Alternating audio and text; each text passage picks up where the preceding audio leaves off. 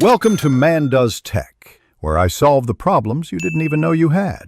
You start by ensuring the phone is unlocked and has network access so settings can display sync statuses. Next, open Settings. If you can't find Accounts, use the search icon and type Accounts or Sync. Tap Accounts or Users and Accounts to view the list of linked accounts. This is where Android controls background syncing. Once done, you'll see each account type. Make sure to select the account you want to change to proceed with precise control. You now pick the account, such as Google, that you want to stop syncing.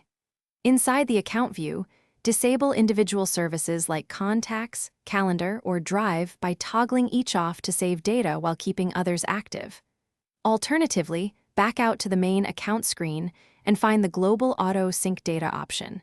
Turning that off stops all accounts syncing at once. Make sure to understand which items you disable so you don't lose automatic updates you rely on. To finish, confirm the toggles show off and return to home. Some patches require a quick restart to refresh background services. If you still see syncing indications, check the app-level settings because Gmail or Calendar can have independent sync options. Make sure those match your preferences.